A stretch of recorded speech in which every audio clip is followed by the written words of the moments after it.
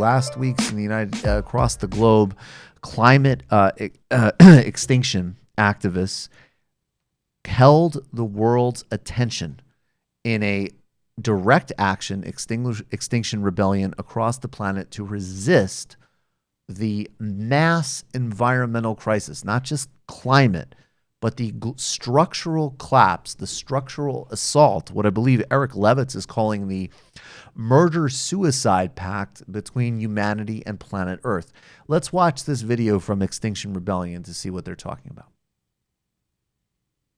We did ask the government wave this year. The warmest day ever. 12 degrees not becoming increasingly common. The breakdown of our climate has begun. The ecological crisis can no longer be ignored. This government has a fine record on climate change. We are in open rebellion against our government, and we call upon every principled and peaceful citizen to rise with us. We have 3 demands. The government must tell the truth by declaring a climate and ecological emergency. The government must act now to halt biodiversity loss and reduce greenhouse gas emissions to net zero by 2025.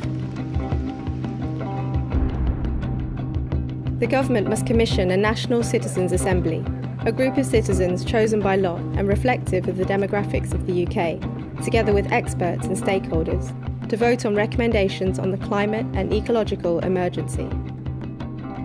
We refuse to leave a dying planet to future generations by failing to act now. Just this past month, a draft UN report stated that over 1 million species face extinction, and it's our fault, more specifically capitalism and industrialization's fault. If we don't learn how to both transition out of capitalism and radically redefine industrialism, we will not get out of this crisis. The coming mass extinction event is already here, and unlike the one 66 million years ago, caused by a fast approaching asteroid, but unlike a previous cosmic event, we can stop this. We can actually act now to radically to end emissions, carbon emissions, to stop deforestation, to stop species depletion, to radically invest in mass transit, to regenerate ecology across the globe, to protect oceans, to stop so-called externalities in the rapacious action of global capitalism. We need to radically rescale and reorient our consumption. That means keeping oil reserves in the ground. Good luck doing that in a free market system, period. But beyond that, we need to change the way we live. Fundamental to capitalism is the idea of infinite growth. But on a finite planet, that's impossible and leads to the environmental catastrophe we face today. Now, this does not mean some type of fold back into the woodwork fantasy. There's going to need to be multiple paths that are taken, including, of course, a life with infinitely less cars, more walking, more public transportation, more densely populated communities, as well as a transition to fleets that still exist off of off of carbon consumption. It's going to take place on every single sector, every single level of human and collective behavior. But if you don't have the fundamental confrontation with the logic of endless growth and the insane notion of externalities, which is fundamental to capitalism, those externals will ruin the viability of human life on the planet. In the UK, Extinction Rebellion has been an inspiring development over the past couple of weeks. The group staged mass protests in London. They shut down targeted areas, bringing parts of the city to a halt. The moves, which have included activists gluing themselves to the pavement, have been drastic, and they've been drastic to highlight the urgency of the moment, something that those in power and criminal fossil fuel companies have refused to recognize. They've achieved results. Last week, the Labour Party brought a motion forward in Parliament declaring climate to be a national emergency. Now, the Tories' Environment Minister, Michael Gove, actually agreed in principle, but of course has refused to follow through on any of the necessary policy actions. Marking the vote momentum, and Extinction Rebellion will hold another demonstration outside of Parliament before the vote. In the U.S., we have the promise of a Green New Deal to vote for, but we need mobilization to achieve it. We are up against some of the most powerful forces in history. This is especially true because we have too many fair weather friends. If they're already fickle with their rhetoric and even more fickle with their actions, real action and symbolic action are different things, and we need a strong movement that can create support for changes that we need to see, that we can build off of recent successes of Extinction Rebellion and other crucial modes of activism like the landless workers movement and indigenous peoples movements across the globe. But it is also fundamental to think of what we do if we don't confront this. There's the global justice dimension that developing countries, particularly as an example, Sub-Saharan Africa, the Caribbean, South Asia, places that contribute the least to the problem structurally, are already facing the disproportionate consequences.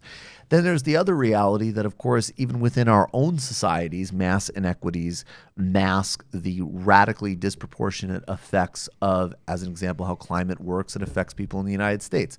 Look at a catastrophe like Katrina and how it affected vulnerable, poor, oppressed communities versus ones that weren't.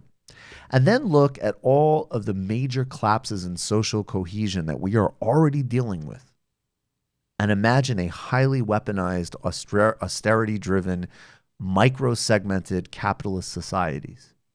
That will be a catastrophe, compounded by a catastrophe. So we need to act now, and we need to put the fundamentals on the table in order to do so.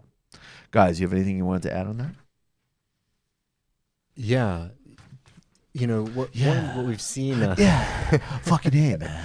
Hey, man, you just sort of, I know. You dropped my heart a little bit thinking about what's coming. I know, I'm sorry. And I'm sorry. We went deep. But it's exciting to see what they've done, with Extinction Rebellion. Not only were there massive protests, but there was direct action. For example, there was an industrial waste yard that they planted a massive garden in, awesome. Which was a really great idea. Beautiful. But it shows, one, how serious the issue is, and two, what you're talking about is like the global ramifications of climate change are going to be huge. Not only the fact that certain countries are going to be hit harder than others, but the fact that developing economies, because if we need to change the way that our system works, they can't go through an industrial revolution like we did in the United States, in the UK, and like China, which have massively devastated the environment in their own way. Not to mention, for example, how terrible the industrial revolution was for the rest of the world with European plundering of other nations. So not only do we need to talk nationally, but we really need to talk internationally about the ways that we're going to solve this issue. And that's something that's very important to talk about in the United States aspect, in the U.S. especially, is how we're going to be able to help other countries prepare for the change and to also support them financially so that they're able to, develop their economies in sustainable green ways. And reframe the language of crisis. Of course, Brexit is a crisis, but this is arguably the crisis of the time. And it's still always, perpetually on the back burner. We got some footage. I don't know if this is the garden you're talking about, but they made a garden on, this is one of the bridges. I'm not sure which one here. They set up like a green space, basically. I like how bold they are about, just throwing paint on buildings and stuff. Me too. They don't care. It's beautiful. They're touting the number of arrests that they've gotten to. I think they're happy that it reached 1,000. And one reason I think that this movement was so successful in the UK was the fact that so many people recognize that climate change is a problem and is a threat. But you have that question of like individual action. It's like, what can I do? Right. And a lot of people feel very depressed about it. But then you start seeing people in the streets taking action, and it becomes, very attractive to take part of that because people really do recognize what's going on. But most people feel very powerless and are, questioning what there is to do about it. But this is exactly what we need to be doing about it. 100%. You've just watched a Michael Brooks show video, and you can watch all of our full main live shows every Tuesday night at around 7 p.m. Eastern Time, and subscribe to get all of the clips you want. We're covering the globe. We're focusing on international relations, the intellectual dark web. We're having fun. We're doing deep dives with a lot of amazing guests. Of course, become a patron for the whole thing at patreon.com/TMBS, or subscribe to this YouTube channel and help us keep growing and get that content out there. Subscribe below.